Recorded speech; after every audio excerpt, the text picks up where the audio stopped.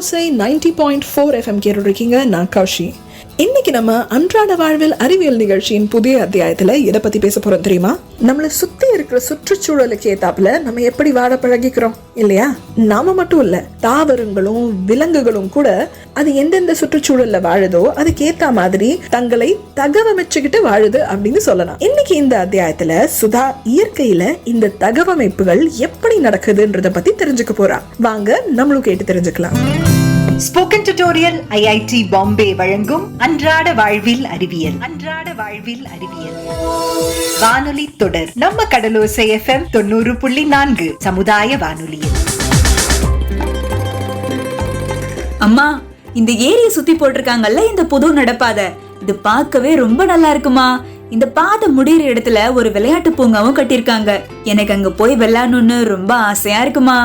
ஆமா சுதா, எனக்கும் இந்த இடத்துக்கு வர்றதுக்கு ரொம்ப பிடிக்கும். நானும் உங்க அம்மாவும் டெய்லி சாயங்காலம் இங்க வாக்கிங் போறதுக்கு வந்துருவோம். நீயும் பேசாம எங்க கூட வந்து இங்க விளையாட. ஆமா, அப்படியே வர்ற வழியில சோளம் வேற வித்துட்டு இருந்தாங்க. விளையாடிட்டு நம்ம திரும்ப போகும்போது அம்மா எனக்கு அதை வாங்கி கூட தரலாம். ஐயோ, அது நினைச்சாலே வாயில எச்சி ஊறுது. உனக்கு வேணும்ன்றத எப்படி வாங்கணும்னு உனக்கு தெரியுது சுதா. ஹே சுதா, இங்க பாரு, உன் ஃப்ரெண்ட் சந்தோஷம் இருக்கான். ஹாய் சந்தோஷ். ஹே சுதா, எனக்கு இங்க தனியா நடக்க போர் அடிச்சிச்சு. உன்னை பார்த்ததுன்னா இப்ப ஹாப்பியா இருக்கு. ஏன்னா கம்பெனி கொடுக்க நீ வந்துட்டீல. ஆமா சந்தோஷ். அம்மா, அங்க தண்ணியில பாருங்களேன், எவ்வளவு அழகா பூக்கள்லாம் பூத்திருக்கு. ஆமா சுதா, அதெல்லாம் நீரள்ளிகள். இதோட வேர்கள் எல்லாம் குளத்துக்கடியில இருக்கும். என்னம்மா சொல்றீங்க? தண்ணிக்கு அடியிலையா? ஆமா சுதா, வேர்கள் இருக்குல்ல, அது ஏரியோட ஓரங்கள்ல அடியில இருக்கும். அந்த பூவோட தண்டு அப்புறம் இலைகள் இது எல்லாம் தண்ணியோட மேற்பரப்பு நோக்கி வளரும். சரி வாங்களேன், அந்த செடியை போய் பார்க்கலாம்.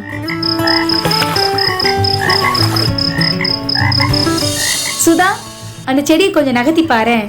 வாவ், அது நகருது ஆண்டி. ஐயோ அம்மா, தவளை.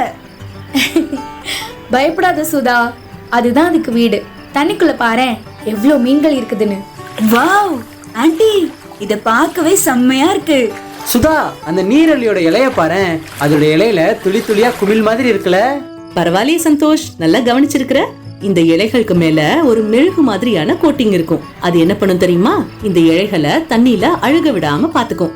சுதா, சந்தோஷ், அங்க பாருங்களேன், வாத்து பண்ண. பாத்துக்கிட்டே இருங்க, அதுக்குள்ள இருந்து எப்ப வேணாலும் வாத்துக்களா வரலாம்.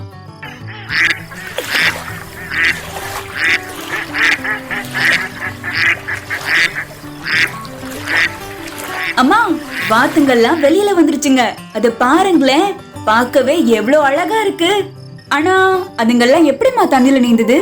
வாத்துகளுக்கு வலை மாதிரியான பாதம் இருக்கும். அதாவது அதோட விரல்களுக்கு இடையில ஜவ்வு மாதிரியான ஒரு தோல் இருக்கும். இந்த அமைப்பு தான் வாத்துக்கு தண்ணில நீந்த உதவி பண்ணுது. அது மட்டும் இல்லாம வாத்தோட வால் மாதிரியான இறகு பகுதியில எண்ணெய் சுரக்கிறதுனால அது தண்ணியில ஒட்டாம நீந்த ஹெல்ப் பண்ணுது. உங்க 2 பேர்கிட்டயும் ஒரு கேள்வி கேட்க போறேன். இந்த மீன்கள் எப்படி தண்ணியில நீந்துது? மீன்களுக்கு துடுப்புகள் இருக்கு ஆண்டி, அதுதான் அது நீந்துறதுக்கு உதவி பண்ணுது. Very good Santhosh. Thanks aunty. எங்க வீட்ல ஒரு மீன் தொட்டி வச்சிருக்கேன். அதுல மீன்கள் நீந்துறத பாக்குறதுக்கு எனக்கு ரொம்ப பிடிக்கும். மீன்கள் நீந்தும் போது தண்ணியை கிழிச்சிட்டு போற மாதிரியான உடல் அமைப்பு அதுக்கு இருக்கு. அதனாலதான் அது நீந்துறதுக்கு ரொம்ப ஈஸியா இருக்கு. அது மட்டும் இல்ல, தண்ணியோட எதிர்த்திசையில நீந்துறதுக்கும் அந்த உடல் அமைப்பு உதவியாவும் இருக்கும். ஆமா ஆண்டி, சொல்ல போனா ஒரு படகு மாதிரி. ஹே சந்தோஷ், மனுஷங்க மீன்களை பார்த்துதான் படகே தயாரிச்சாங்க. தாவரங்கள், விலங்குகள், பறவைகள் இது எல்லாமே அந்தந்த சூழலுக்கு தகுந்த மாதிரி வாழ பழகிடும். இப்ப நாம பார்த்தது நன்னீர் வாழிடம். இன்னும் கடல், ஏரி, கடற்கரை அப்படின்னு நீர் வாழிடங்கள் நிறைய இருக்கு. இதெல்லாம் கேக்குறதுக்கு ரொம்ப ஹாப்பியா இருக்கு. நான் இன்னைக்கு வீட்டுக்கு போய் நீர் வாழிடங்களை பத்தி நல்லா படிச்சு தெரிஞ்சுக்க போறேன். ஸ்போக்கன் டியூட்டோரியல் ஐஐடி பாம்பே வழங்கிய அன்றாட வாழ்வில் அறிவியல் வானொலி தொடர் நம்ம கடலோசை FM 90.4 சமுதாய வானொலியில். நீர் வாழ்விடங்களுக்கு ஏத்த மாதிரி தங்களை தகவமைச்சுக்கிட்ட தாவரங்களும் விலங்குகளும் எதுன்னு உங்களுக்கு தெரியுமா? தெரிஞ்சா உங்க பதில்களை பதிவு பண்ணுங்க கமெண்ட் பாக்ஸ்ல. மீண்டும் அடுத்த அத்தியாயத்துல சந்திக்கலாம்.